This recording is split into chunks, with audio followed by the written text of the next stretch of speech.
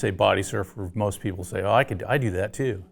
But they really don't know what real body surfing is like. You know, most people, they think of it, you go straight in to the beach, you know, like this in the prone position, and then it's a whole nother level when you get waves like Wedge, which was, for me, that was the body surfing mecca. Wedge has always been like the spot. It was like when you find your home, you know, it's like, hey, I'm supposed to be here. And it just, for me, it just, you know, I was going to college at USC, and I remember, you know, I'd get out of school and I was haul butt down the Wedge.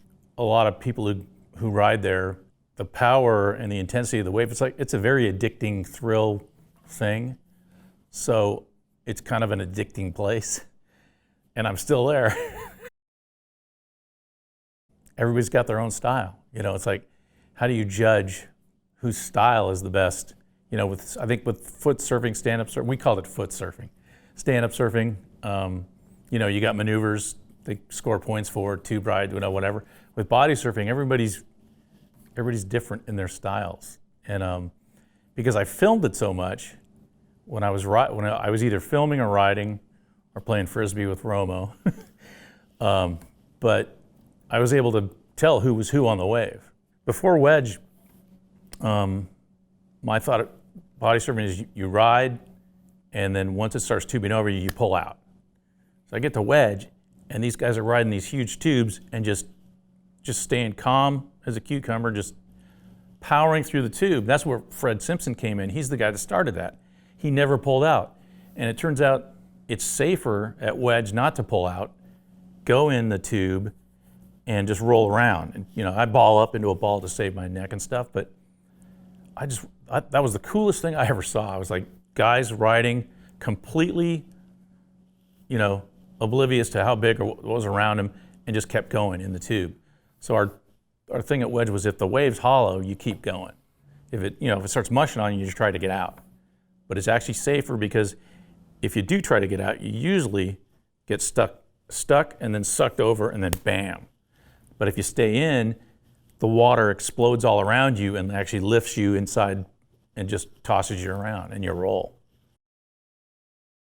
The wave got me there. The intent, the rush. And then you get these friends, and they're the same as you. They're like, they love body surfing, and they're really good at it. And you push each other, and the bonds that come about are, you're like a brotherhood. We used to rent houses together, and there'd be different houses we could go to party, and we'd have Wedge Crew houses. So I always said we had more fun than should be allowed by law, and honestly didn't think any of us would live beyond 30, go between all the partying and all the wave riding and all the madness, but somehow I made it to 63, so. Basically, there's an unfair advantage for a board over a body, any type of board over a body. Boogies are not that soft. One of our friends got a nice black eye from one of them. He said there was a safety issue and mainly a fairness issue. I remember one spring, I was the only body surfer out there, and there were so many boogies, I could barely get one wave. And that's just because a board can get on earlier than a body.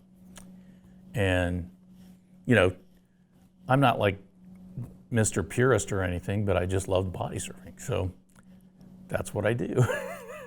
When the boogie invasion kind of came through, it was like anybody and everybody could just hop on one. Our one friend said you could put a dead body on a boogie and throw him on the side wave, and he'd make the wave. And it came about to where we went to find out how to get black ball hours extended, and we talked to the lifeguards and the fire department, and we had to go see the Balboa Peninsula Association. We got letters from all over the country, all over the world actually, and then we did the city council thing.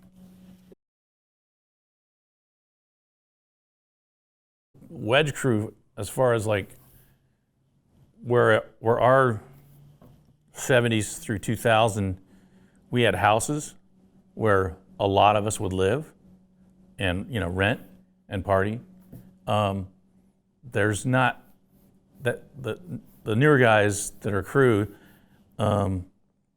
they don't have that same group bonding, or I don't know if it's a group bonding because we're all still hanging together, but the younger guys tend to live solo or with one roomie, and they don't have big killer parties like we used to. So that's something that's different. And then the culture, I think, it's weird because if we'd have had, cell phones and Instagram and all that stuff way back when, there'd be a lot of great stuff.